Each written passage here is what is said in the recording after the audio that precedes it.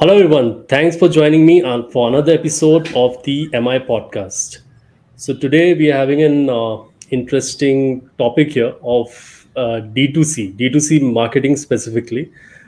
We have seen over the last, I would say, 6 to 7 years, because of the amount of use and the consumption of social media, a lot of brands have been able to come up which are like directly serving the consumer. So the middlemen have been kind of eliminated. That is obviously been accelerated with the efficiency of the e-commerce sector, and that is, I think, been a boon for a lot of small level entrepreneurs who have some unique product, or it can even be a service that they can directly reach the consumer. So I would also say with the advanced level and personalization of advertising, where you can reach a specific consumer as per the interest or whatever need they have. This has also kind of helped in the D2C industry. So with me joining today is Mandar. Thanks a lot, Mandar, for joining me. Hey, hi, thank you so much for having me on the podcast.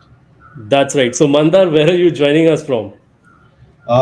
I live in Thane and this is my home, so I'm in Thane, yes. Awesome, awesome. So Mandar, so could you like take us over a little bit about your journey in digital marketing and also about the part of your own business as an entrepreneur? Yeah. Yeah, sure.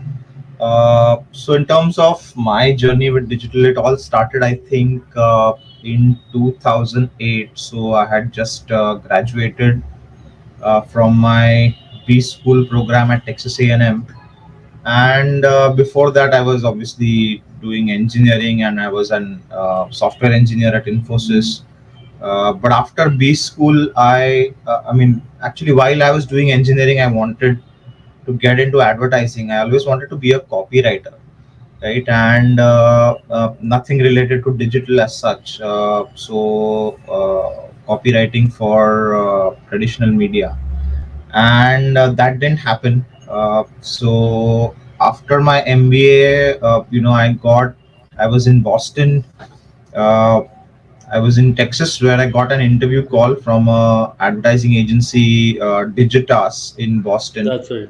So you were and in Boston. You were studying there. Like what I specifically was was it? studying at Texas A&M in College Station. I was doing Okay. my MBA there, and Okay.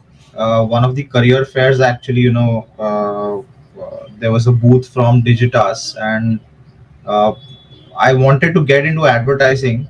So I thought that I interviewed with them obviously, and that's where I realized that uh, let's say my background in technology, specifically computer science engineering, software engineering, as well as maybe my love for advertising and marketing, right? So getting into a digital agency would have been the right fit for me, which would be at the intersection of, I would say, uh, two of my areas of education, I'd say. So that's where I joined Digitas in Boston. I worked there for a few years.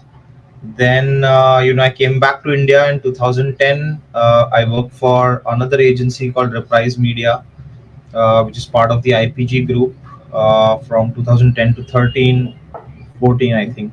Yeah, and Your love for, like, what was it? That is also an interesting question. Where, in terms of what is in it within advertising that attracts someone to it? Like, what was in that you found that I should be a part of it? so I think the dynamic nature of digital advertising, and I would say that it was always going to grow. So way back in 2008 in Boston, Digitas had like 600 employees who are all doing digital marketing That's uh, right. across different areas. So it included strategy, analytics, search engine optimization, PPC, everything, right? So that's where I was exposed to the different facets of digital advertising or digital marketing, and I thought that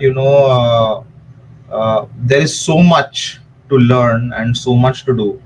And at that time, I didn't know that digital is going to take over the world, and maybe the role of traditional media will be limited or diminish over a period of time, right? But as we are here in 2023, you can see that. So when I came back from India,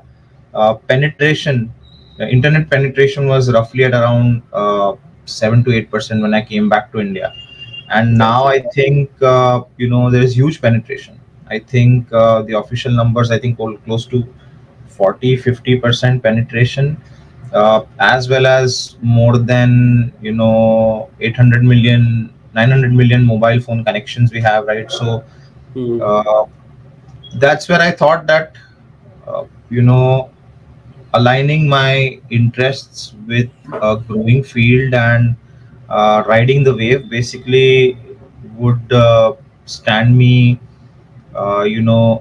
in a good That's right. space from a career perspective. Yeah, That's that's why right. I chose. That is also an interesting thing which I found was, now if you look like say 20 years back, the amount of jobs in marketing or say in an ad agency were kind of limited, because obviously that much of maybe investment or the just demand was not there. But with digital marketing, that has opened up so much, like from all kinds of small agencies popping up to in-house teams and all. So people who are like passionate in marketing per se, earlier maybe they couldn't kind of make it a career because of limitations. Now there is no excuse, like you can be a freelancer within marketing. So I think obviously the good thing for you, like you started off when that wave was on the upscale, and then you kind of I think went forward with it. But yeah, so then after that, then in India, then what was your like specific like you started a Yeah, business or so you joined somewhere?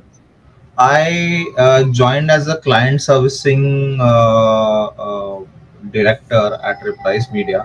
Obviously, I didn't have any client servicing experience or working with Indian clients, and that was Hmm. altogether like a different experience than working with clients in the United States, right? So That's it. uh, it was new to me when I started with client servicing. The reason I took up a client servicing role is because it touches many or almost everything under digital marketing, right? So, I mean, you need to have knowledge or deep knowledge across SEO, PPC, whatever it is. So, and accordingly create a strategic plan for your clients, right? So That's that's right.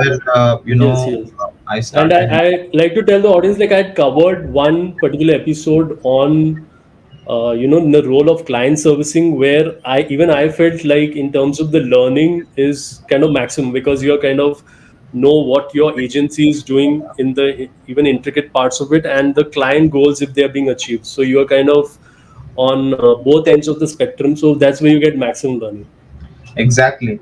Yeah, and when I started in 2010, actually, so I'd say India was maybe 3-4 years behind in terms of the digital marketing tech or the landscape that was there in the US, right?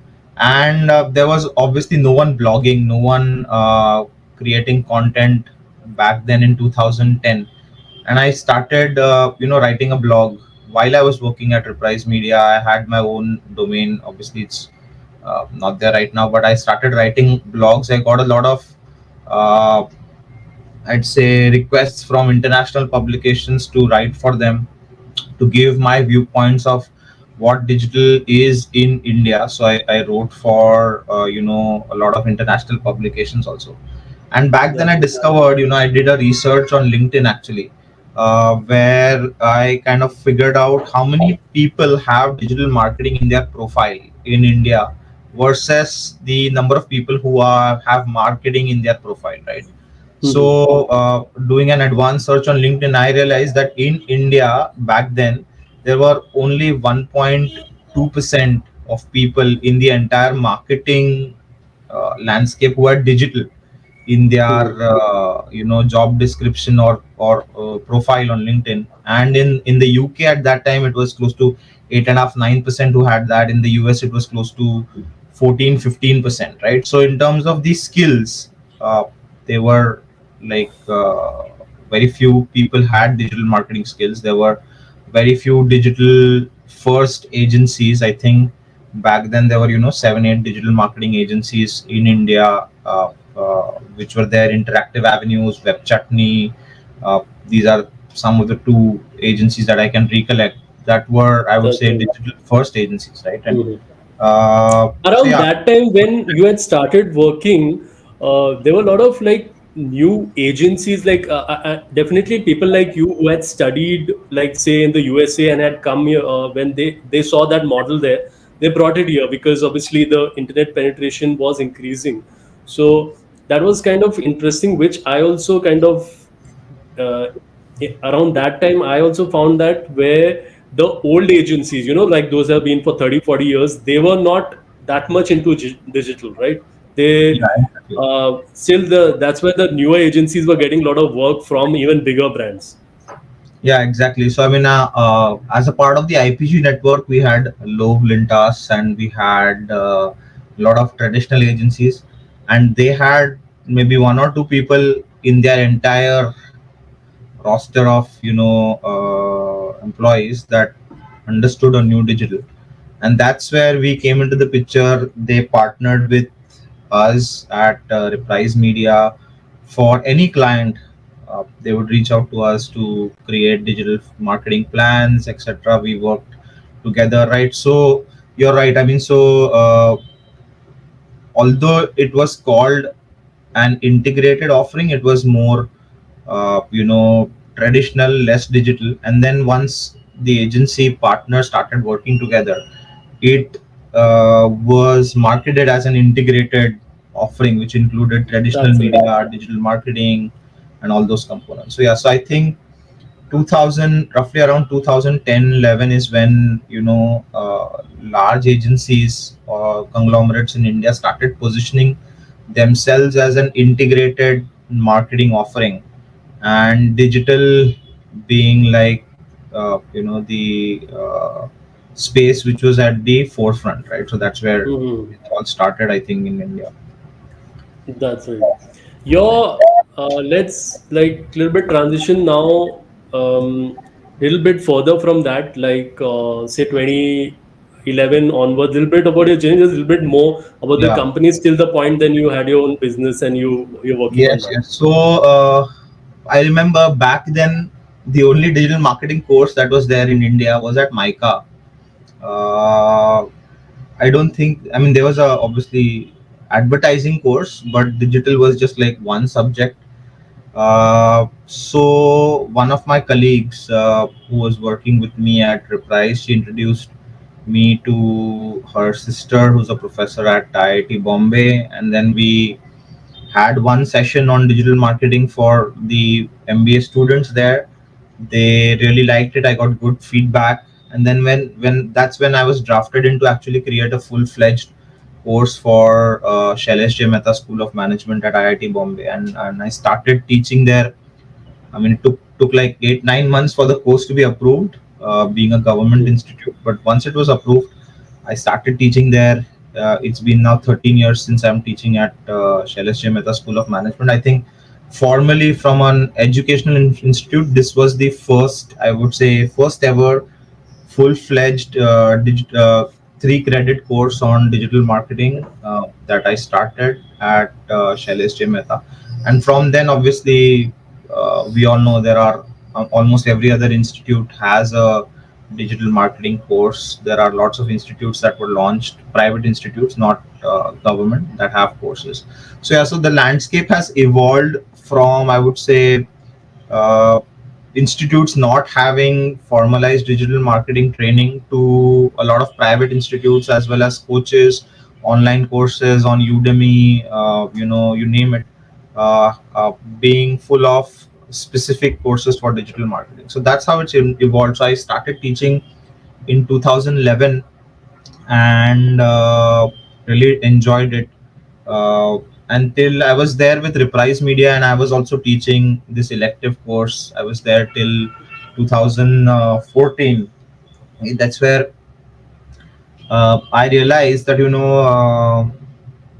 I why like there was a huge gap in the market for small and medium enterprise companies, right? So the large agencies which were there, they were all offering their services to large clients. Obviously, like if you don't have a retainer of 1.5 2 lakhs or 1 lakh minimum on a monthly basis, right? It's not viable to take on a client for a large agency, and that's the gap I discovered along with my co-founder Purab. And we said that why not have a digital marketing agency for small and medium enterprise businesses and for startups who obviously are cash strapped, or they are bootstrapped. Some of them have funding, some don't, right? So, and obviously they don't have these skills in house, they can't hire digital marketing resources in house, right? So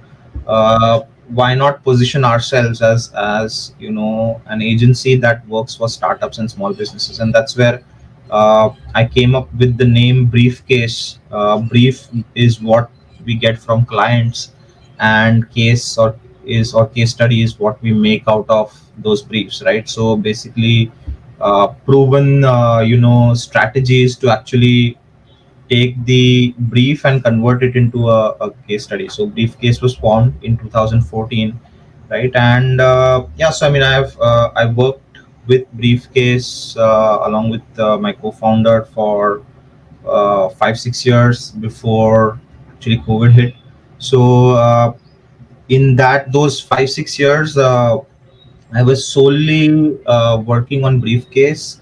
Also, I would say So those were the within years. this, also wanted to know, like within Briefcase, there are many agencies. Maybe they develop an expertise in a particular industry because they have served that more or had more success in it. So for Briefcase, what was it for? Like any kind of industries that Yeah, maybe you so had more success in? I would say over a period of time, that evolved into getting more clients in the healthcare space, Hmm. right? Earlier we were, I mean, startups, small and medium enterprise businesses, any industry, right? And then as and when we started getting clients, we started discovering that this type of client is the right fit for us, or this type of client is not the right fit for us, right? In terms of, let's say, ticket size, what they're ready to pay, or in terms of how we can actually drive their business goals, how we can achieve their business objectives, right? So Hmm. based on that, I would say in the third year or so, healthcare as a sector came up strongly.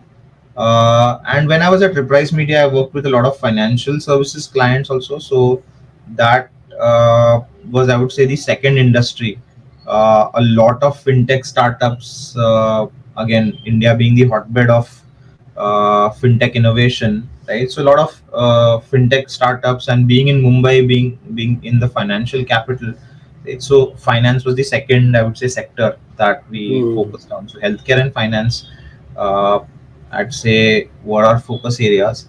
And then both me and my co-founder had, I would say, diverse or different skill sets. I was more focused on performance marketing, and my co-founder was focused on the branding or social media side of the business, right? So that's how we kind of grew both sides of the business, right? So it was a full service agency that we grew. We kind of grew to, I think, 3.5 crores of top line in our fifth year, all bootstrap, right? I do remember, like, we started in a small office space which was like 150 square feet, didn't have any windows. Four of us were working together, Hmm. uh, and then And we. where did you specifically? Where was your office? So it was in Santa Cruz, Acha.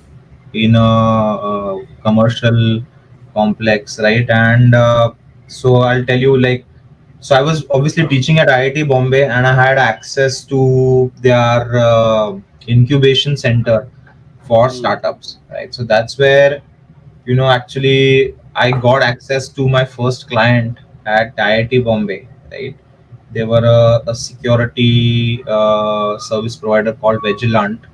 uh, Toshendra specifically, I'd want to thank him for her being my first client. And then there was second one was, So uh, on, so that was then on campus. yeah, they There had was a an startup. on-campus incubation center. Okay, And okay. since I was teaching digital marketing, anyone could actually take the course. So even if they are Hmm. not MBA students, they could opt in into the course and take that course. And the founder so happened to take the course, right? And he learned the ropes quite well, and that's where he had asked me to advise him on digital marketing. Right at that time, we got another client called Mississippi. The company is not in existence right now, but it was an FMCG brand, and they did not have any digital presence. So I took that up. So we had two clients, and I had not yet left my job at Reprise Media. I had obviously, but that's the time I quit. Actually, in 2014, I quit, and I said that I have two clients. I have roughly 50,000 rupees, which would be coming in from these two clients, right? uh, and I had some obviously savings from what I had done in the US and in India back here. So I said, let me take a risk and start something of my own. Maybe I had around 12 to 18 months of savings left, right? So if I have Hmm. to go without any salary, we could do it, right? But I mean, I'd say touchwood, things worked out well back then. In I think 4 5 months of starting, we went scaled up from two clients to 6 7 clients, and a couple of clients in the US also that helped in terms of revenue. And so we were able to start with a modest salary. So I was earning 1.1 lakh or something when I was at Reprise Media monthly takeaway, and that came down to 20,000. So bootstrap company. Obviously, we had to pay salaries to people who were part of the company. So that's where started That's back it. at Yeah, 20,000 that then. is, Yeah, that so I feel scale. also is an important thing that people who want to jump into the entrepreneurship, looking at it's glamorous, you should look at, see the downscaling that happens, and for a period of time where there is a risk of not earning, so your lifestyle and all that, and those are the kind of things you have to consider, whether Yeah, you're I actually think, I passionate to mean, take those things. Yeah. I don't think I'll ever be able to go back to the corporate world and join. I don't know. It might happen, but Mm. so once you get Nowadays there are a lot of of opportunities, I feel, of consultant and all those things. So yeah, yeah. So I'm definitely I'm for doing an a lot of entrepreneur it is a great, like a successful entrepreneur doesn't have any lack of corporate, like part-time or something, yeah. consultancy So kind of a I'm thing. doing Yeah. consulting right now. I mean, Yeah. obviously, uh, my current venture, Element Sports Science, which is a D2C skincare brand. Obviously, I'm not taking any salary from it. So obviously, to supplement or to generate income, I have to do a little bit of consulting. So I'm doing that. But yeah, like I said, Briefcase started. It grew quite well from 2014 to 2019. We grew from a team of like 4 people to 24 25 people at one point of time before COVID hit us, right? And actually that time, just before COVID, I already one of my friend in the US where I had started. I worked with him for one company known as $30 Finance, which is a microfinance venture, which he had started. Snehal, his name, right? And so Snehal said that why don't we start something in the financial services or fintech space, and you having knowledge of working with fintech clients, maybe we can launch a product. And that's how Copper actually was born in 2000 late 2019 20. And I always wanted to work on the product side, right? So Copper was a financial wellness platform that we had created. Obviously doesn't exist right now, but we had I mean, we built it for 2 years. There was no market traction. We pivoted, I would say, 3 4 times: B2B, B2C, uh, EdTech, all of those pivots we did. But again, we didn't get the right market traction. But that's where in 2019 I had kind of was in two minds that, and I knew that I can't do two things at one time, right? So either I do briefcase or I take up this new venture, copper, right? And at that point of time, I thought that my expertise or my interests, I would say, more lied in building, let's say, a product company. uh, and I started copper, obviously. So my co-founder took up my responsibilities at briefcase, right? So that's where basically I started to switch to a product company. uh, we ran it for a couple of years. uh, we obviously had a team of 14, 15 people, mostly engineers, who were building out the platform. A couple of marketing folks ran the marketing and also led the entire business here in India. And so when we were so I mean, when COVID struck, actually, at briefcase we were serving small and medium enterprise businesses. We were serving you know uh, startups, right? So the first expense that gets cut off is marketing, right? And obviously a lot of businesses had physical establishments. So there was a client called Tatwa Spa. So Shipra, if she's listening, and thank you so much for trusting us with your business. So Tatwa Spa had 60, 70 locations back then, and when COVID struck, they went down to like zero locations or one location overnight. They had to shut down the spas, right? And obviously all of our marketing costs were slashed to zero. Most of our clients had to cut down the budgets, and that's where we had to downsize the agency, right? And so COVID, I mean, although for digital agencies, larger digital agencies, it was quite a boom, right? Because obviously clients could not do traditional or outdoor advertising, everything was shut down. All they had to do was digital advertising, right? We somehow didn't capitalize on that trend, and we kind of wound down the operations later on, right?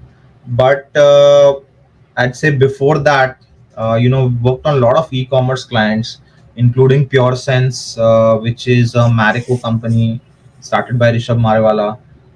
Then there's Pure Nutrition, which was started by Luke Cotino.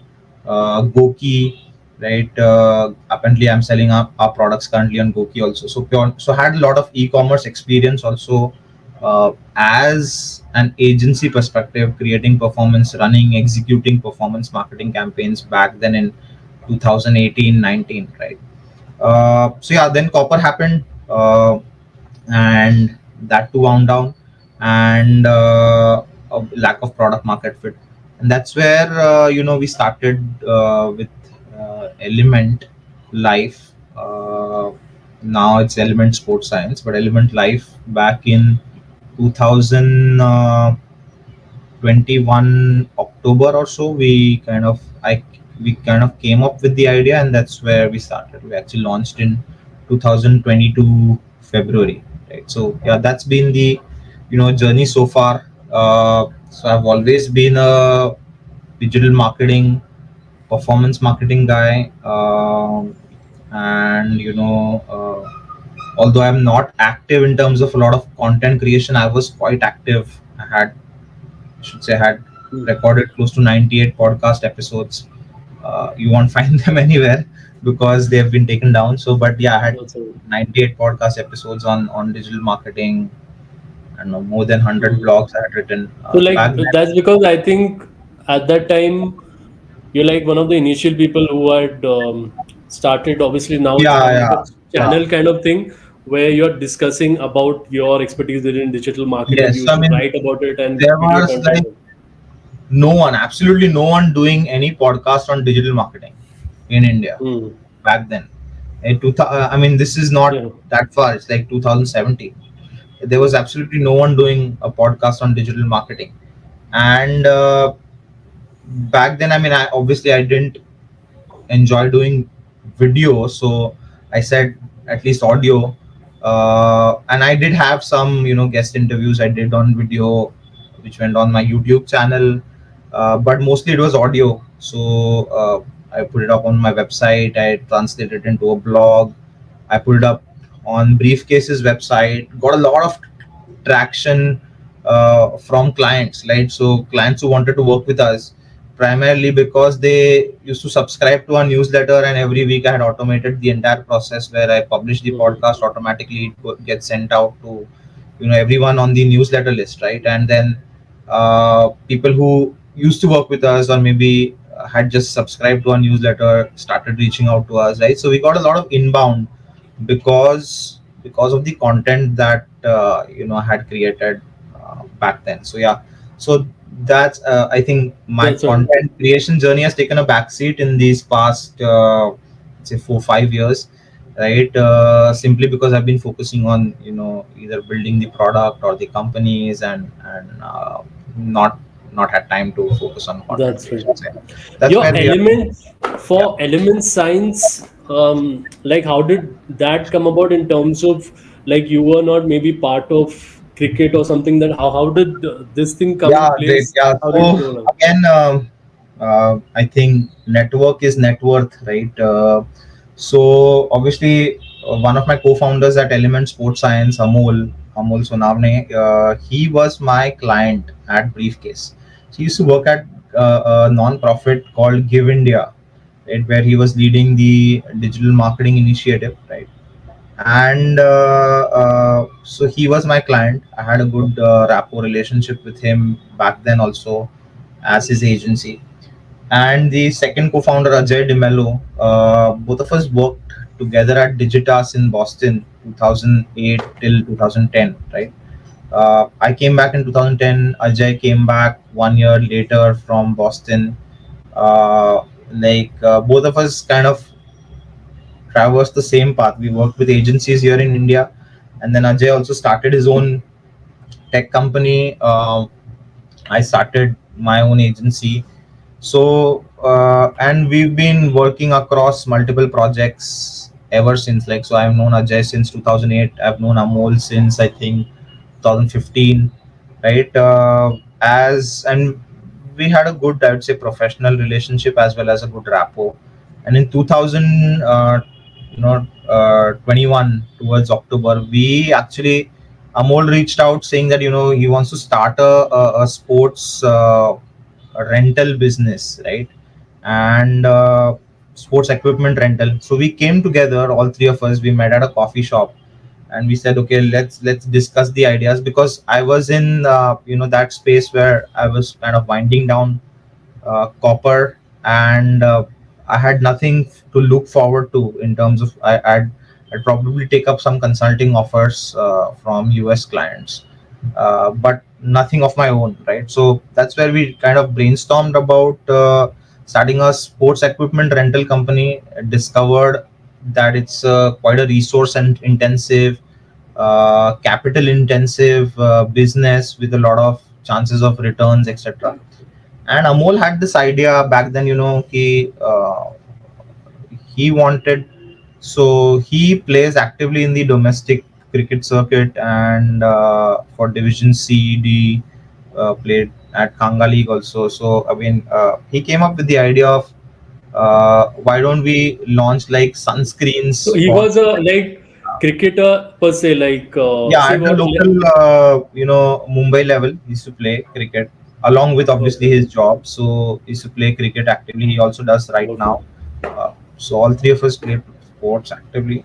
So Amol came up with the idea, that zinc sunscreens are mostly imported from Australia and New Zealand. Why don't we like launch something in India? Right? I said, I mean, the sports rental business is not going to work out. So why don't we try this? Obviously, D2C wave had caught up till then. I mean, there were lots of D2C companies which were started in 2016, 17 uh, space, right? Maybe earlier before that, 2014 also, there were a lot of D2C companies which were started. So D2C is, I'd say, 8 to 10 years old in India. And when we were thinking about different opportunities, zinc sunscreen came up. We said, okay, let's do one thing. Let's put in some of our money, order 2,000 units. Let's find a manufacturer. So first we imported the different versions of sunscreen which were available internationally. We said that let's find a manufacturer in India who can be close to this international standard product, and make it affordable, right? Because if you look at it, like maybe 1 out of 11 people who are playing on the field use sunscreen back then, right? Hmm. So said the main reason once we did a survey was the prohibitive cost, right? It costed 1,200 to even 2,000 rupees for getting like a small tube of zinc sunscreen. So we found a So the manufacturer. zinc Yeah. sunscreen, is it like something specific for sports people? Yeah, so zinc sunscreen is basically, if you see cricketers apply that white cast on their face, right? Yeah. So started with Sachin Tendulkar, Alan Donald, Shane Warne, all of these guys, Hmm. cricketers obviously used to use it. Australia, New Zealand, more so Hmm. cricketers more so than those in India. But Manoj Prabhakar, Sachin Tendulkar, they kind of started using it. Obviously, Hmm. international products, and so that's the white cast. It kind of stays on your skin for 3 to 4 hours, right? So I mean, the under the harsh sun, cricketers are on the field for 6 to 8 hours, right? So if you're fielding in a Hmm. 50-over match, you're there out for at least 3.5 4 hours, and then you go back and maybe bat or play again another for 1 2 hours, right? So 5 6 hours you're out. So Hmm. that's where we said, let's make a zinc sunscreen affordable, uh, high quality as per international standards, right?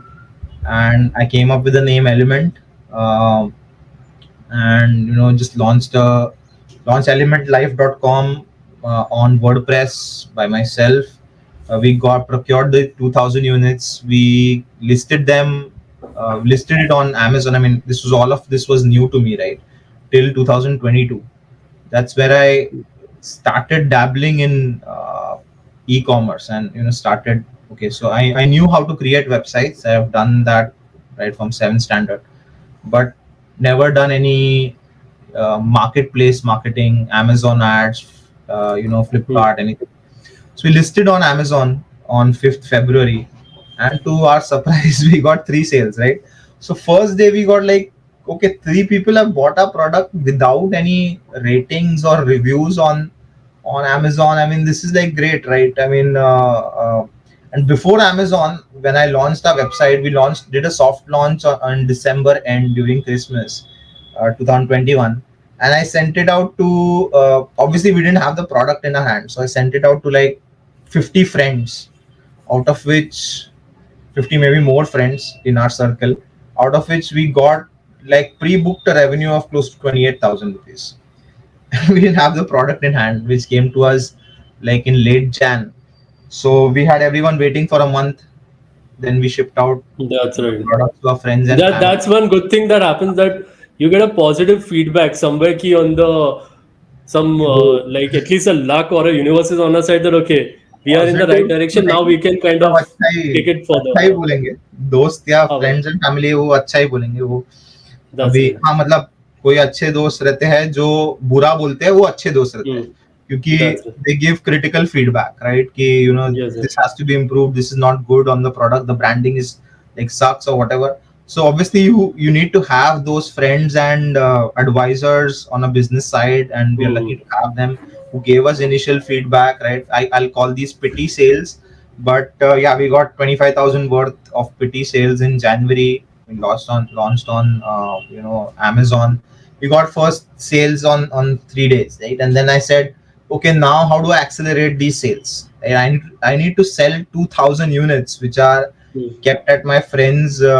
So he had a small, shop below his house, Amol, who's the co-founder, right? And we had stocked the units there.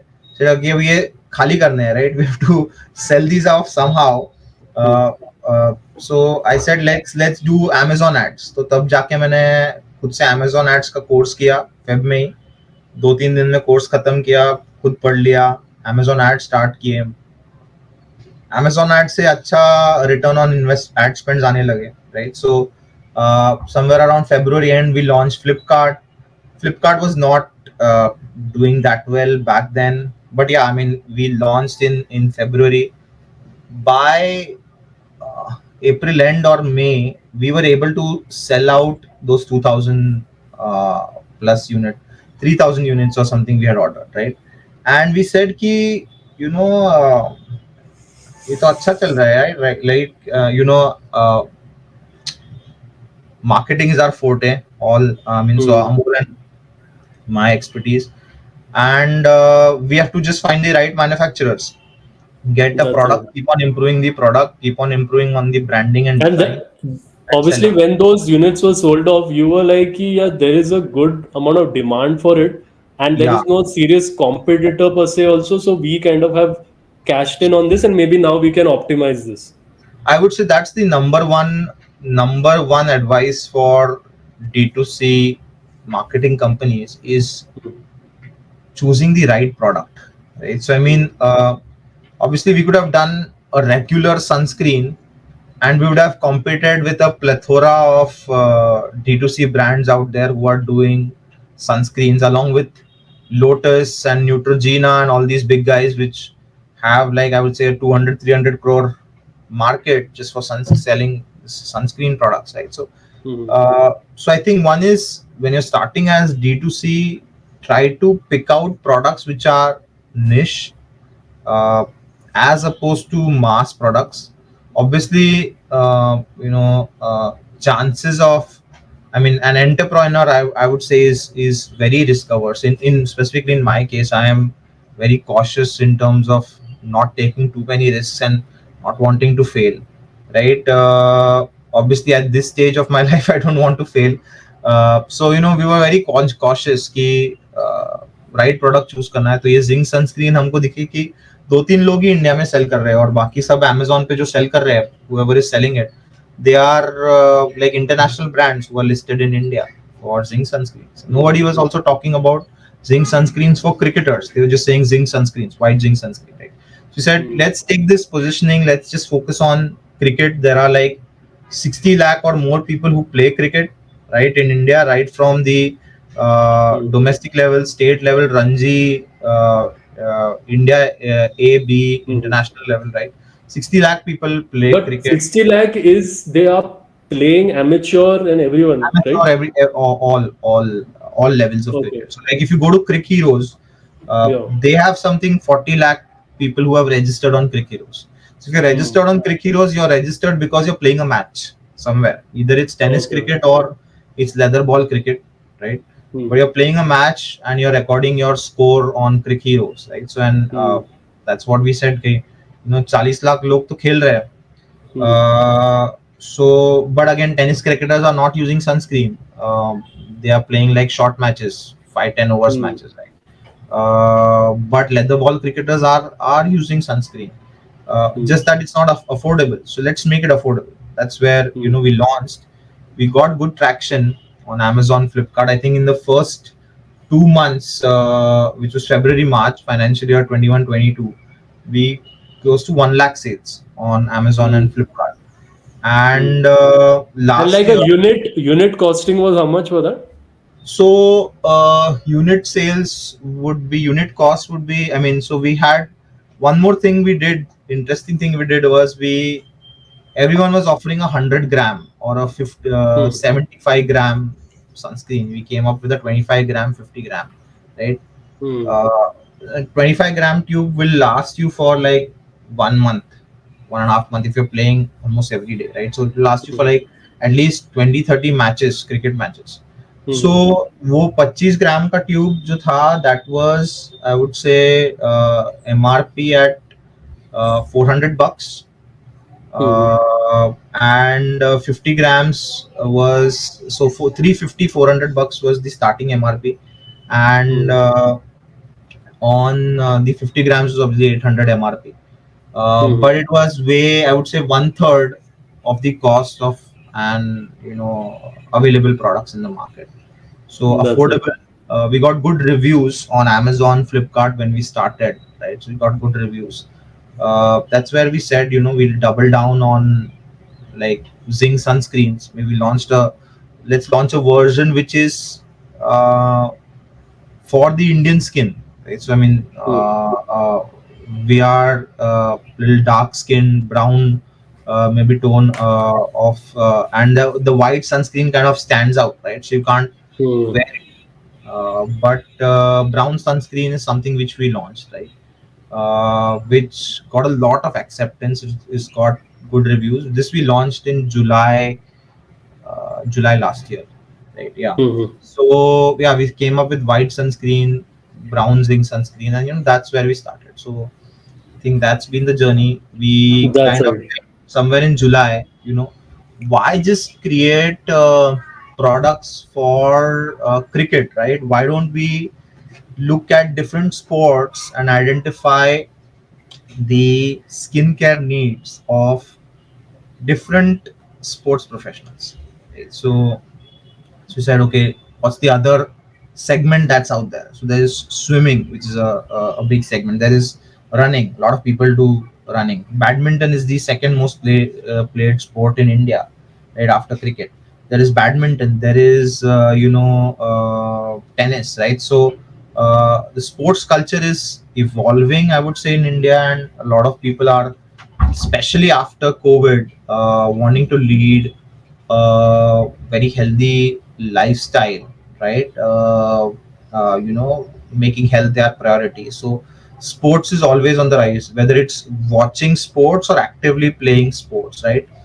uh, India is That's right. adapting to that, healthy culture and mindset, and I think that will only take our brand forward in terms of being available for That's every right. sports person and an active person, right? So So, that's there. Mandar, in terms of like, if you take this industry, if you took sports enthusiasts, those who are actively playing, not like just I'm talking just people are watching, what would you see kind of are the numbers like in terms of a market? If you see like people who are part of some clubs or they are playing something, any kind of sport in big cities, even tier one, tier two. So, what do you think? What is the That market size currently of it? stands at 5% of India's population, which roughly translates to a 7 crore market that we have, right?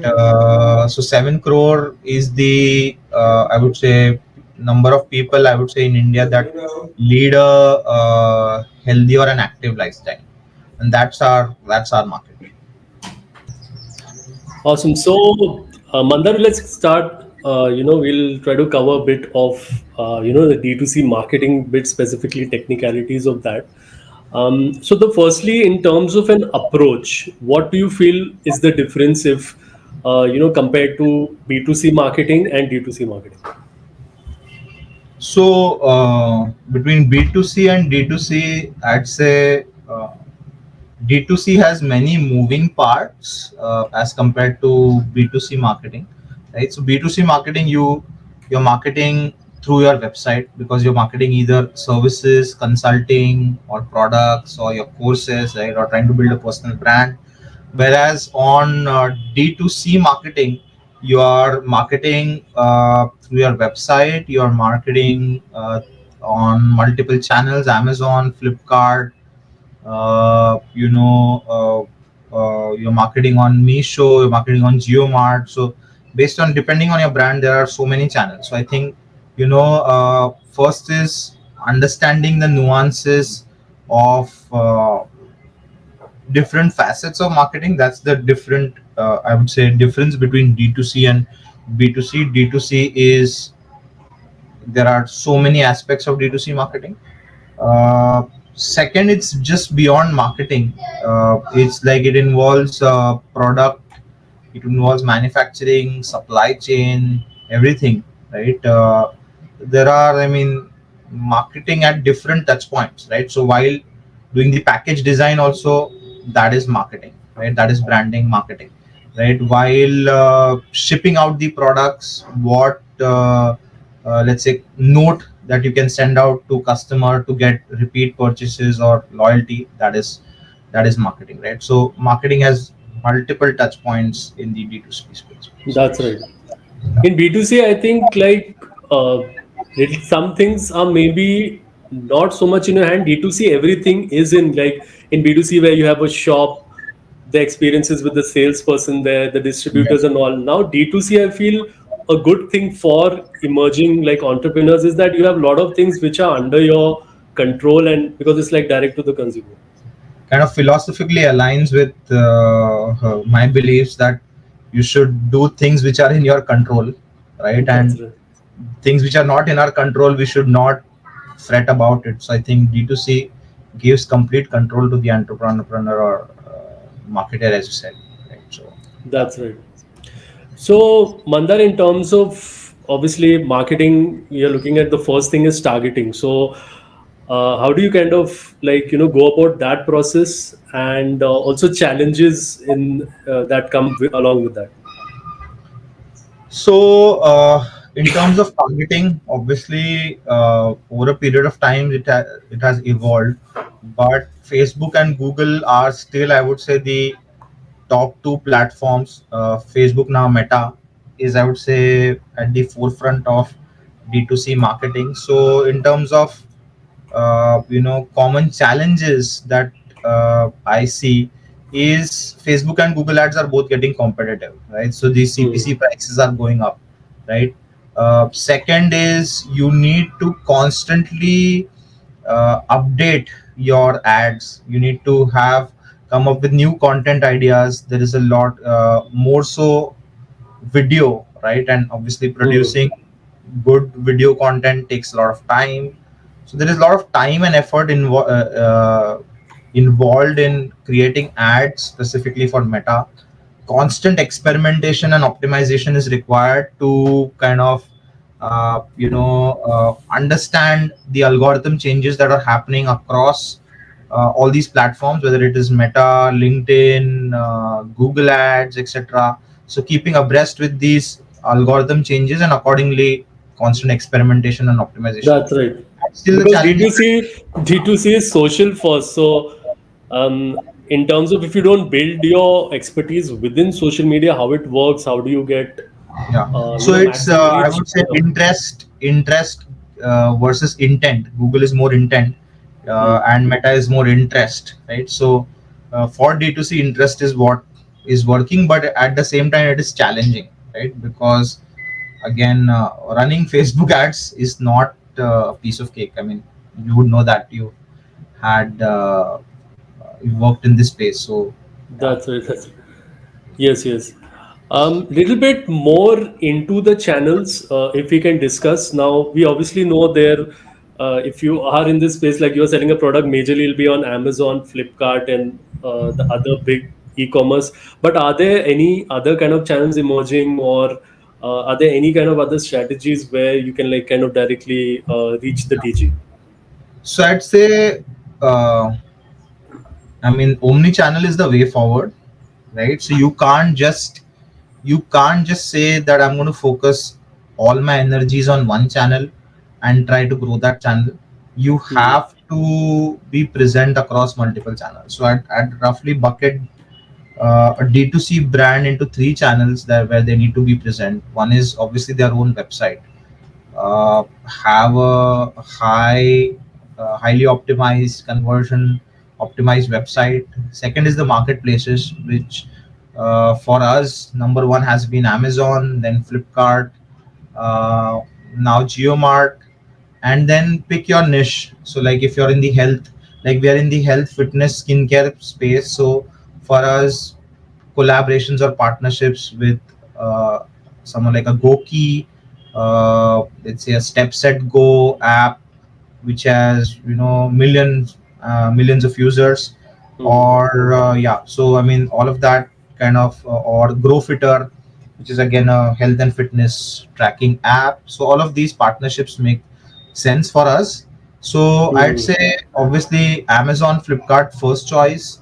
Uh, Building these partnerships and Hmm. other specific to your niche channels Hmm. would be my second choice. Creates also brand there Hmm. and your website. And one channel from the omni channel is obviously retail. So we sell to specifically to sports shops only. Hmm. There are close to I think 8 to 10,000 sports shops in India, and we've just reached the tipping point of the iceberg which is like we've reached to 100 shops only, right? Mm. So yeah, retail is also one channel, Mm. but online may I'd say Flipkart, Retail, Amazon. mein, I think specifically, like say you have a decathlon and all, something really specialized within sports or something. Yeah, so Decathlon, yes, we are in talks with Decathlon. Mm. Hopefully something should work out, Mm. and we should be present in Decathlon as a That's brand. right. That's one of our Mm. obviously wish list. But yes, That's right. Decathlon on suppose sport shops would be these individual sport shops like Mm. you know city specific. So every city will That's right. have 20, 50, 100 sport shops. These are all the. That's right. That's awesome. So, Mandar, in terms of your brand building as a D2C, like let's like look at it at a perspective like how you only started, where there is no kind of yeah, initial angel investment or something, like where you are kind of bootstrapped it only. How do you look at where your brand is recognized, like with maximum people? Like how do you kind of approach it also in the first place?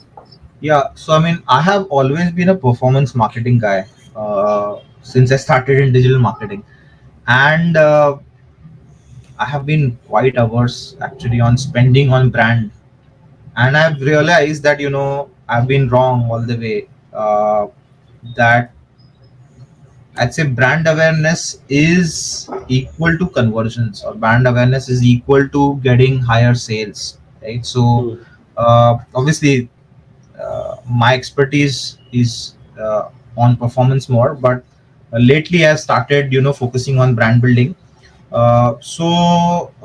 Obviously for a D2C brand, how especially if you're bootstrapped, right, I'd still recommend that you kind of split your brand awareness campaigns and your performance marketing campaigns into maybe 30/70, right? So have 30% of your spends on brand, 70% of your spends on performance marketing. uh, do full funnel marketing, which means when you're doing meta ads, target people who are at the top end of the funnel, right? So as well as target obviously people who are at the bottom end and the middle of the funnel, but top end of the funnel, keep 30% of your meta ad spends to interest based targeting, uh, creating brand awareness, right? That's where later on it will impact your sales. Second is obviously collaborations help a lot in terms of building the brand. So try to find the right partners in your ecosystem or in your space who you think are the right fit for the brand, and try to list or collab with those partners in that space. Getting a brand ambassador is very important. So specifically, like we had access to a lot of Ranji cricketers, including Sarfaraz Khan, Sheldon Jackson, who have supported us in Element in terms of lending their image on our product, right? And some testimonials. Influencer marketing will, if you are again bootstrapped, you can do barter deals with influencers. Hmm. uh, Send them your products. That's how we actually got our first reviews and a lot of traction. Hmm. Is we reached out to cricketers who are playing at state level, Ranji level, whatever. We gave them our products, we asked them to use it, create video testimonials, give us reviews, and Hmm. then use obviously that content on meta ads to target the right audience. So I'd say these are the 3 4 areas where you can build the brand slowly and steadily. But Rome was not built in a day, and to build a brand, I would say it takes at least 10 years of time. Some brands are built faster if they have a huge cash investment or they're cash rich companies. But if you start up, it's going to take you 10 years at least to build a brand in India. That's right. So keep at it. Yeah. Okay, so Mandar, in terms of as a marketing strategy, content marketing is the major part of marketing your D2C brand. So anything you like want to share, like in your brief journey now as a D2C entrepreneur, content strategy, like how can what are the important things to look into it? Yeah. So obviously, content plays a very pivotal role in D2C marketing across the entire funnel, right? So I'd say, how content has progressed. Content has progressed from blog content to audio content to video content, and now both audio and video kind of coexist. Uh, so especially in India, like D2C brands have come into existence maybe 8 to 10 years earlier, right? And back then, video content is something which had just picked up even before like TikTok was banned, right? So TikTok has had a huge adoption in India, and it was all video content, right? So the next 10 years belongs obviously to the creator economy, and that kind of plays or segues into content marketing specifically for D2C, right? So first is I'll talk about the challenges that companies are facing or D2C brands are facing in terms of creating content. So one is obviously high quality content comes at a expense, right? I mean, obviously there is a lot of production effort which is involved in terms of creating the content, especially video content editing. Time and effort is involved. Number of people are involved, right?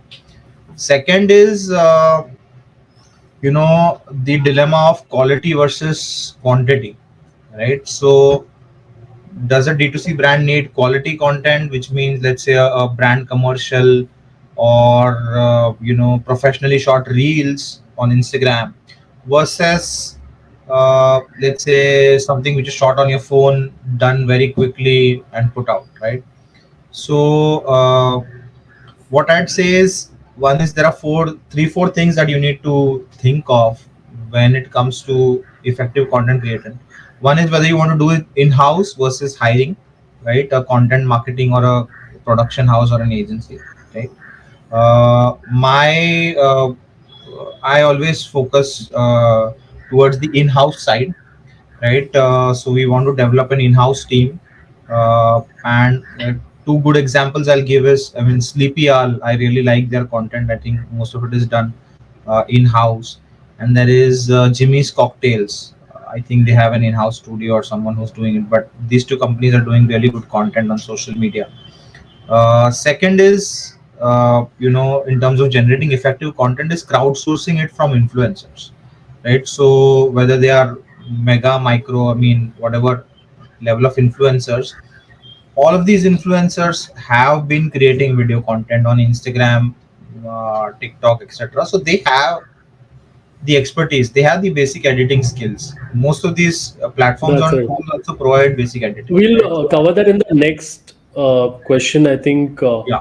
Mandar, wherein we are talking about, let's say, in terms of the social media reach, how do you kind of optimize that with ads as well as, the collaborations with the different influencers? How do you kind of manage that?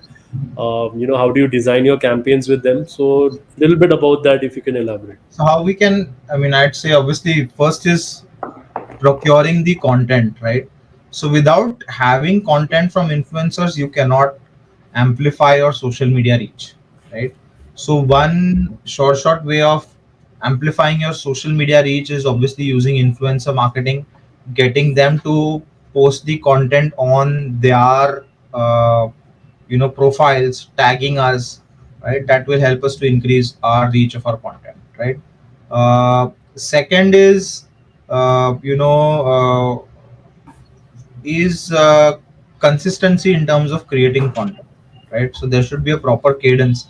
Let's say if you have a YouTube channel, then there should be a proper cadence saying that, on Tuesday and Thursday I'm going to post, or Tuesday or Saturday I'm going to post content on YouTube, and all of my subscribers will get notified, and that's how the content is going to reach to a wider range, because they will expect that content to come in at that time, right? So you need to post with a proper consistency, right?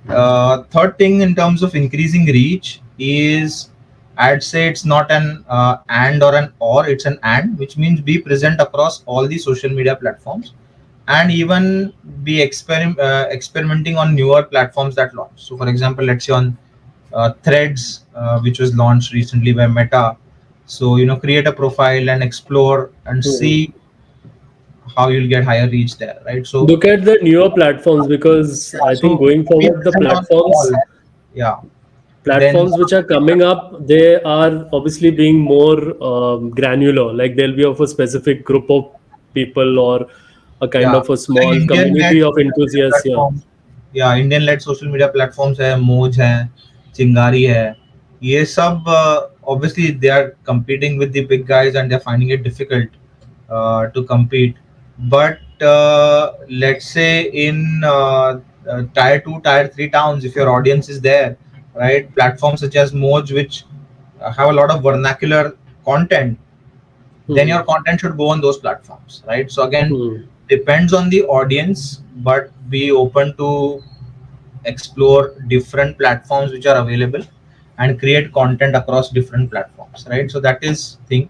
Your second question was, I think, what are common mistakes to Some avoid? mistakes, yeah, that you can do on social media, because what happens is, as like marketers or like an emerging entrepreneur, you kind of then go with the trend कि सब लोग ये करे तो यही करो, format and all that. So kind of आप भीड़ चाल में हो जाते हो, like you're not something original, you're not doing on your own or thinking in that perspective, हाँ, like you're just looking at मतलब other ways. So how do you kind of avoid these अभी kind अभी of चल रहा है ना, mistakes? Yeah. AI का trend चल रहा है, तो Hmm. सब इन्फ्लुएंसर्स पहले पर्सनल फाइनेंस के बारे में बात कर रहे थे, अभी Hmm. एआई आ गया तो सब लोग एआई के बारे में बात करना चालू कर रहे हैं, right? That's so it. Obviously you should focus on your strength and not Hmm.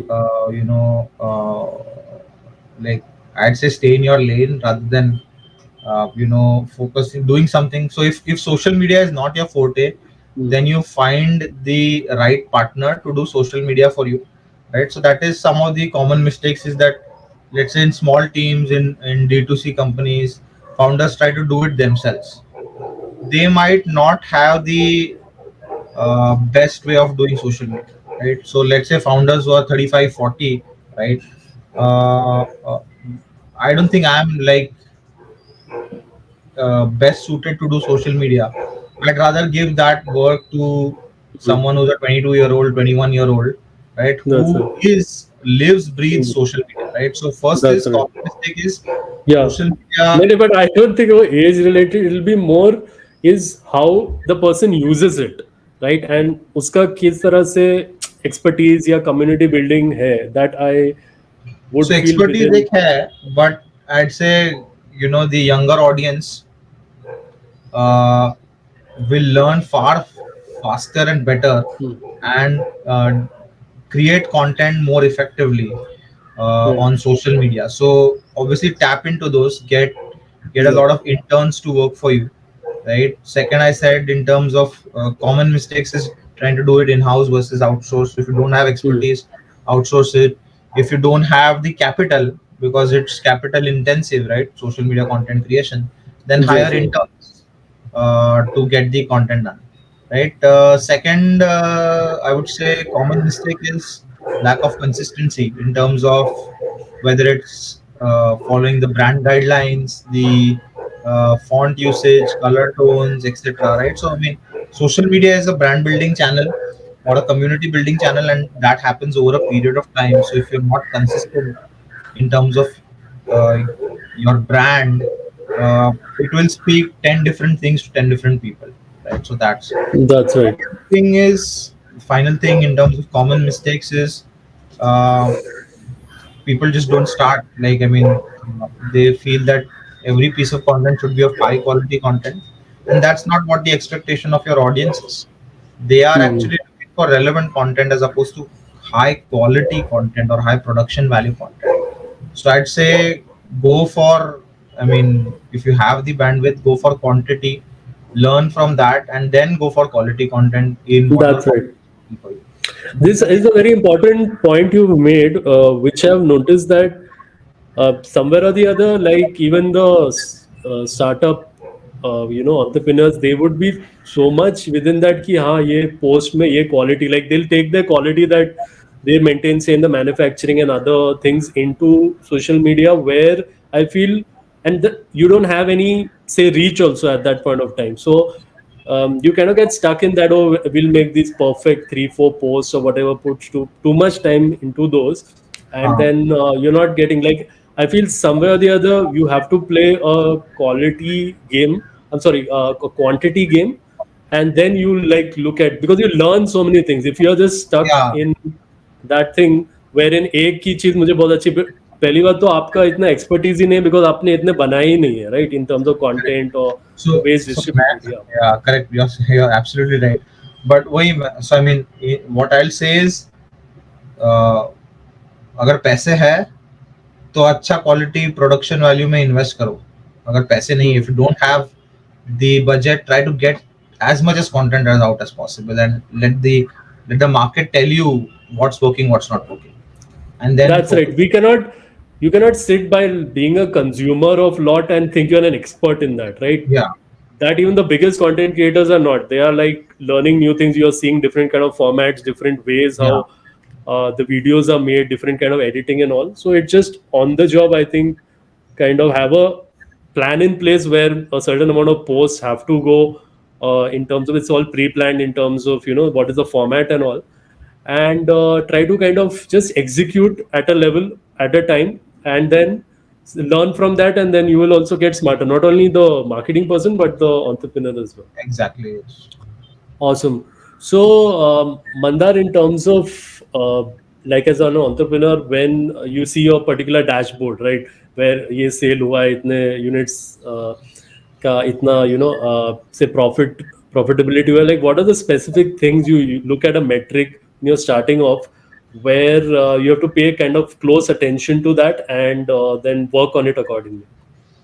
So one is, for a D2C business, and the founder, whoever is running the company, should be very clear about their unit economics.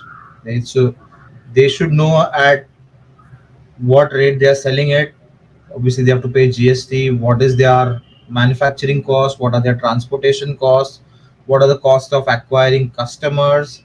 What is the cost they are paying to the channel partners such as Amazon, Flipkart, etc.? What is it they are paying to their employees? Uh, all the cost aspects, and understanding or getting a real sense of what the gross margins, what the net margins are, specifically what the profit after tax is, right? So that is fundamental. That is step one, right? Are your unit economics sound or clear, right? Once you have that nailed down, then you look at measurement on a daily, weekly, monthly basis, right? So uh, there are some metrics that you need to track daily, there are some metrics that you need to track weekly, there are some metrics that you need to track on a monthly basis, and keep improving on them, right? Obviously have targets for these metrics. For example, let's say revenue, right? Or top line can't be month on month, it has to be measured quarter, right? And because obviously किसी महीने में cell कम होगा, किसी महीने में ज्यादा होगा, right? So revenue track quarter and then compare it to previous quarter and then last year's quarter and see how you've grown, right, over a period of time. Second is return on ad spends, advertising, and the inverse metric, which is advertising cost of sales, right? So these are the two things which we are tracking on a monthly basis. So obviously attribution is a big challenge. For example, let's say I'm running Google ads, right? Nobody clicks on your Google ad, but they go to your website and buy from your website, right? Sale is not attributed to Google ads, still you're spending on Google ads. Same thing on Amazon ads. If you're running an Amazon ad, a brand sponsored brand campaign on Amazon, right? People are watching the video, they're not clicking on the video and going to the product and making a purchase. But if your product is ranking organically, they are buying the product through the organic search results on Amazon, right? So there is no 100% attribution saying that uh, where I ran the ad and from where did I get the conversion. So we look at return on ad spend at an overall level, saying that okay, we have spent 1 lakh rupees on Amazon ads plus Google ads plus Meta ads, right? and we have generated an online sale of let's say 7-8 lakh rupees across all the channels, Amazon, Flipkart, website, etc., right? And so our return on ad spends is 7x. And advertising cost of sales is, let's say, 15-16% in that case, right? So you look at these two metrics, maybe we track it on a monthly basis and see what were the sales for that month, what was the ROAS, what was the cost. And obviously it will fluctuate again because most of the products are seasonal and so on, right? So you want to keep track of these metrics for a long period of time and see, compare them. Then, like I said, unit economics, mein net margins, profit after tax, all of them are very important. And I'd say if you're a slightly evolved D2C brand, then retention or loyalty is very important, right? So maybe initial 1 year you might not see retention. You're focused on top of the funnel on acquiring customers. You're focused on return on ad spend. You're focused on customer acquisition costs, keeping them in control. But as you evolve as a brand, then you want to obviously get the same customer to purchase back from you again, right? So that's where, because you're not spending on acquiring that customer, the lifetime value of the customer is going to be higher if you're retaining a higher amount of customers, right? So I'd say if you're slightly evolved, let's say 1 year into your journey, you look at retention rate, loyalty of your customers. So these are the four That's five right. metrics that we look at. Awesome. So one thing I found, Mandar, that definitely for a new D2C brand, there is always some kind of a fight in between the short-term efforts in your, say, performance marketing, and then long-term where you invest in your brand. Look at efforts. Obviously, one of them is like when you mention something about a brand ambassador or some other kind of major partnership that you do in with some other channel or something. So how do you kind of balance these two things as if you just started off your D2C brand? Yeah. So one is you can manage it basis a budget level, right? So let's say if you're doing a sale of 1 lakh rupees, you initially you should be spending at the max 30% on marketing and nothing beyond 30%, right? So let's say 30,000 then becomes your budget for the next month. 1 lakh was your sale in the previous month, 30,000 becomes a budget for the next month, right? That is initially. Later on you need to scale that down to maybe even 20% from 30%, right? So from that 30% marketing budget, what I'd do is I'd put split it 70-30, like 30% on brand, 70% on performance, because you're a startup. Obviously you want to see traction and sales, you want to get product market fit. So for that you need to get lot of sales, lot of customer reviews, etc., right? So 70% loaded on performance, 30% on brand, right? Initial stage, again, short term and long term goals, brand building goals. Maybe you do influencer marketing, barter deals initially, right? And then focus only on nano and micro influencers because they will obviously be open to do barter deals, and you generate that brand awareness and content. As the brand evolves, you have some more marketing budget and spends. You can do some paid influencer collaborations again with micro influencers or maybe influencers that have 10K to 1 lakh followers, and they would roughly charge somewhere around 4-5 thousand rupees for a reel or a post or some piece of content. So that should come in at a slightly later stage. uh, Third, I'd say, is focus on profitability, right? So in terms of short term and balancing long term, focus on profitability. How is to advertise and market only the hero SKUs, as opposed to spending money on, let's say, the brand and saying, okay, I'm going to advertise Element Sports Science and all the products under Element Sports Science, right? uh, I will pick my battles and pick the hero products and say I'll advertise only zinc sunscreens, I'll advertise pre-sim lotions, or I'll advertise all 10 products and know that okay, these three products are getting the highest sales, so I know which is the core hero products. I'll advertise them. Obviously, when people come to the website, they see a range of different products and they might buy the products, but I'm not spending money on those products, right? So that's how we'll kind of balance that.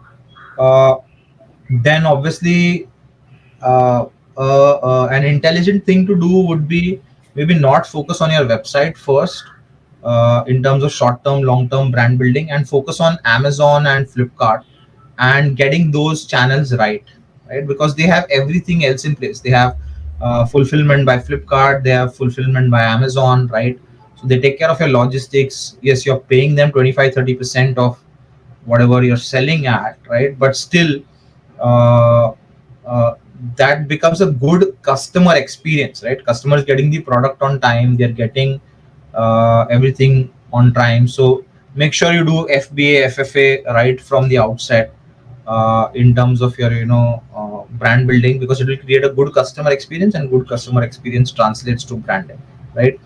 Uh, One interesting thing I think one company did, it was a fintech company, I forgot the name, but they kind of got influencers onto their cap table, right, and offered them maybe small percentage equity, might be point 0.1, 0.05 or 0.2% equity, I'm not sure, right? So you get these well known influencers in the industry, right? Let's say get the, for my case, get good sports people who people know, and offer them equity in the company, right?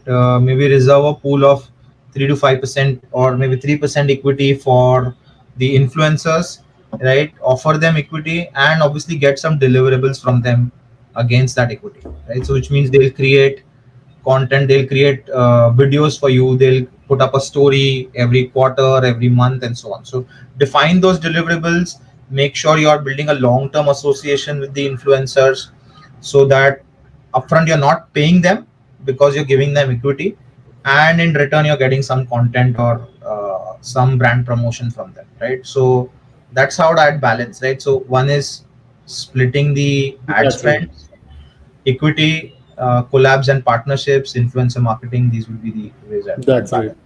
Yeah. That's right. So Mandar, so in terms of, so Mandar, like equity, how would it turn up for a influencer wherein, like, say there's a round of funding, then they can even sell the equity, and how would that work for them? Yeah. So that I mean, yeah, precisely. So that depends on the influencer. So obviously there this will be dilutable equity, That's not right. preferential shares, which would never be diluted, but it will be dilutable equity. So in the next round, if let's say a large investor comes in, obviously their equity percentage will dilute at a higher valuation, right? Hmm. Or they can get to sell their equity to the private investors. So again, there are a lot of legalities, but you can limit that, saying that at least for 1 year you're not allowed, there's a cliff period that Hmm. you get this equity only after 1 year.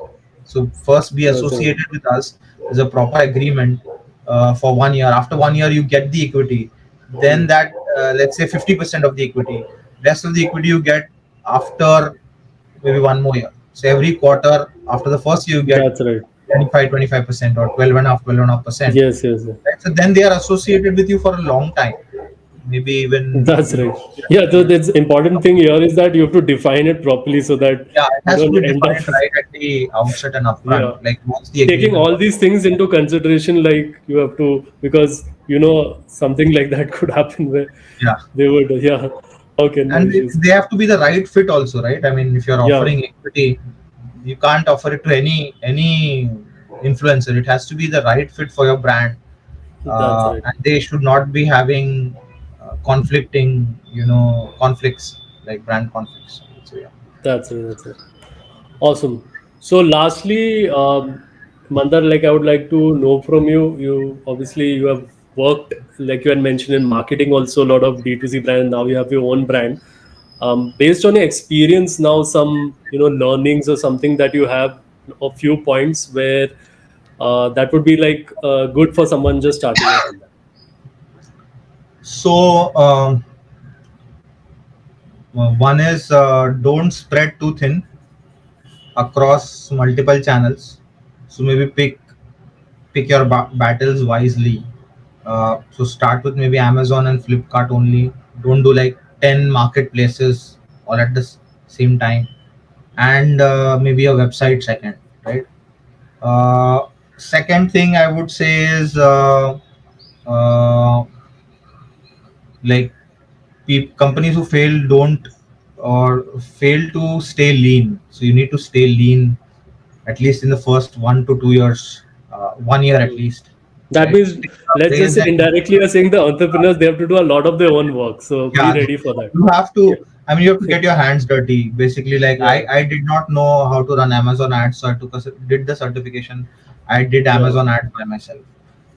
Obviously, I knew how to run Google ads and Meta ads, but still, Mm. even till date, I have been, I'm taking courses on Udemy for, Facebook ads for e-commerce specifically, how to run them, how to get the best bang for the buck. So, uh, founders should be able to get their hands dirty.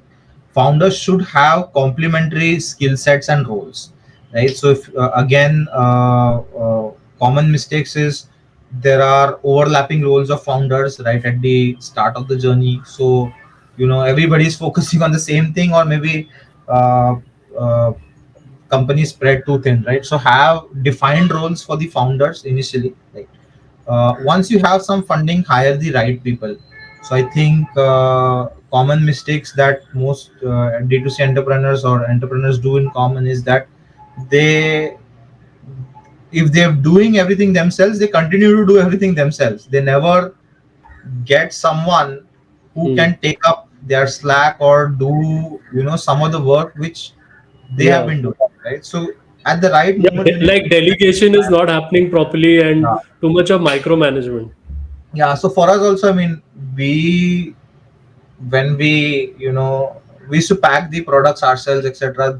Din mein 10 order aate the, so we could do it, right? Hmm. When we reached a stage that we are getting 30-40 orders a day, let's say, okay, so okay, now we need to get a someone, maybe even an intern, who can help us with the logistics. Now you reach at 100 orders or 200 orders a day, you add one more intern or person who will manage the logistics, maybe fulfillment by Flipkart or Amazon site, right? So get the right people at the right time.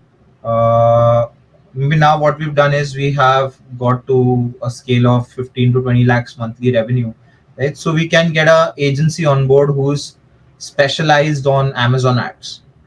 This agency knows how to run ads far better than me. I mean, I've just been running them maybe for a year, but obviously you need to swallow your ego and say that, okay, I'm not the right person to run Amazon ads, or I'm not the right person to run Meta ads, and this job is best left to an expert, right? So outsource whatever is not your expertise at the right time, right? One biggest, I would say, biggest mistake is lack of focus on cash flows, right? That's where most of the D2C founders are failing and businesses are suffering. The simple reason is that you, on a day-to-day basis, you don't know the unit economics properly. Second, you don't know that if I do a sale of, let's say, 10 lakh, what amount is coming to your bank, right? And what is your cash flow going to be? So you need to have projections for your cash flow, saying that, okay, in this month, let's say at least for 3 to 6 months, right? In month one, I'm going to order these many products from a manufacturer. This is going to be my outlay. What is the cost of my team, what is the cost of my marketing, all of that needs to be at least be in place for 3 to 6 months. And obviously that can change, but you need to keep a tab on the cash flows. Let's say you know that, okay, I'm not cash flow positive, which means I'm losing money on sales, right? You look at those specific SKUs, maybe stop those SKUs, maybe offer higher MOQs on those SKUs, or maybe increase pricing so that you're profitable. But you need to keep a check on cash flow, which is missing, right? So uh, due diligence, financial due diligence is very important, right? And finally, I mean, like, running a D2C business in India is really tough. Like, not from a marketing perspective, but from a regulatory and financial compliance perspective, right? There are, like, pay GST, pay TDS, pay your employees, file taxes on a month-on-month basis, revenue reconciliation across multiple platforms, Amazon, Flipkart, जहाँ से भी sale हो रहा है, you need to reconcile those revenues. So I'd say hire a accounting firm, right? from day one. Yes, you will maybe, for a starter firm you will pay 20,000 a month, but get a good accounting firm who will do it. Otherwise, you will end up tracking all this. And we did this for the first 6 to 8 months. Is that I used to every month look at the Amazon reports, Flipkart reports, etc. Then share it with our tax, and then the tax guy is to file the reports, right? So that was, even though I did that once or twice a month, it was draining for me personally to do all the accounting financial But bits, right? under GST, there is some kind of you can say relaxation, right? When you're a startup or something. So yeah, I mean, we just got admitted into the Startup India program. Like I think Hmm. 3 days ago, we got an approval that our startup is Hmm. approved on Startup India, right? And there, if you are approved, then for the next 10 years, you can pick any 3 years where you can get GST exemption or tax exemption, right? Hmm. Whichever 3 years from the next 10 years, right? So obviously you would want to avail that, but not in the first, second, third year. Maybe as you're matured, let's say if you get Hmm. 1-2 crores of monthly revenue, then yes, you can maybe 1 year opt for these tax rebates. That's it. So That that will also just, can be a tip wherein be aware of whatever government kind of schemes yeah. or something that There you are can. there is like lots of government schemes. So one is Startup India is there. Second is there is an investor forum on Startup India's website, where if you're seeking for specific investments, there are a lot of angels which are available there, registered on the government portal, who are ready to give funds, right? Second, I would say smart thing that we did is, although we invested some of our funds into the business, we actually went and created a fixed deposit in our bank and got an overdraft against the fixed deposit, right? So 90% of your FD you get an overdraft, which is like a debt, comes Hmm. at 8 to 9% only. So if you're getting interest on FD at 7%, the debt would come at 9%, right? Hmm. So we've got, like, let's say even if you get a 20 lakh FD, or you get a 20 lakh overdraft, right? 9% or 10% of that max is 2 lakh over Hmm. the year, right? Which means how much are you spending? You're spending less than 20,000 a month to get access to capital of 20 lakh, right? Which can be used to pay manufacturers, which can be used for purchasing inventory, for branding, marketing, whatever operational expenses you have, you can obviously leverage that capital. So use debt capital wisely initially, and I think most of the D2C founders fail to do that. They put in their own money, they don't go for a bank overdraft facility, and then they lose money because obviously you have to pay manufacturers, and they're stuck with the cash flows, right? So I think that is one wise thing we did in terms of growing, and we'll keep on adding funds to this pool of fixed deposit. So we increase our overdraft limit, and we have a good debt to equity ratio or capital, which is there. That's right. So on that note, I think we can wrap up the podcast. I think it's been a really great experience interacting with you. Somewhere like you have a person who's been there, done that, not only in marketing but now having their own business. So yeah, before we wrapped up, anything you want to tell currently, like anything interesting coming up or anything you want to plug to the audience and talk about the same. Yeah, so I mean, do visit Element, ELEMNT life.com, and check out our products. That is number one. If you want to, or amazon.in slash forward slash element, ELEMNT, and show some love for us. Buy our products, try our products, give us your honest feedback, and a good testimonial if you do like our products. So that is like the best plug that I could do.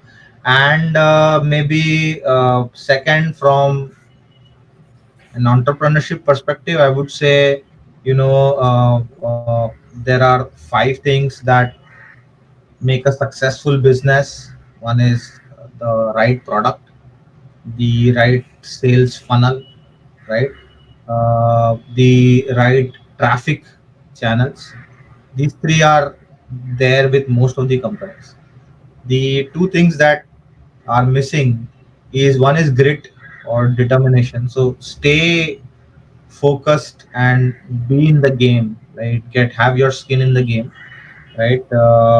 And lastly is a little bit of luck, which if you are focused and if you have that grit and determination to keep going, then luck will find you, right? So I'd say, stay hungry, That's stay right. focused. The last part you can repeat again, Mandar. Maybe there was a little bit of a lag. uh, yeah. So I mean, in terms of my advice for other entrepreneurs is, for making a or building a successful business, it takes time, and there are five That's key it. aspects of making a No, just successful the business. last, the I think the luck aspect that you were saying. Okay, the last part. Okay, great. Yeah. So the two things which I would say, one is you should have grit, uh, and stay in the game or have your skin in the game for a long time for your business to be successful, right? And That's once right. you have grit, the last component is having a little bit of luck, right? So luck, or as they say, fortune favors the brave. I'd say Hmm. fortune favors those who are persistent and keep going on. So right, luck will find you one day or the other. Don't give up. That's right. Yeah, I think my 2 cents in the last two parts would be, one is that as an entrepreneur, the pain aspect of it, like overcoming that, there's going to be a lot of pain. So you have to have that, that great determination to kind of go through that pain. And luck aspect, I would say definitely once you are kind of consistently, as I said, you are in that thing and not giving up on that, something or the other will come up which is not in your control and be like a, you can say, divine intervention where a market opens up or something, your product Yeah, really yeah. does well after something, so that happens. So if you have, If it you will come in your way. manifest, then Yeah. it will happen. If you manifest something, Yeah, something or the other would then kind yeah, of, when it's looking at, you're looking at generally we look too much in the short term at darkness or something, but then that light would definitely come in if you're kind of during those hard times also putting in the same kind of efforts, I would say. या Awesome. वही फिल्मी dialogue है Yeah, like अगर तुम कुछ चीज पूरी शिद्दत से चाहते हो तो पूरी दुनिया आके तुम्हें वो चीज देने के लिए मदद करेगी right right so I mean that's right. and universe will That's right. conspire to get you what you want but you need to really dream about it and work towards it. Luck will find you. Yeah, so That's right. Awesome. So I think great. Thanks a lot. Thanks everyone for joining. Please subscribe to the MI YouTube channel. Also, we are on Spotify, so you can get these particular episodes with a lot of interesting people. So thank you. Thanks a lot. I'll see you all. Take care. thanks a lot. Thanks a lot. Bye.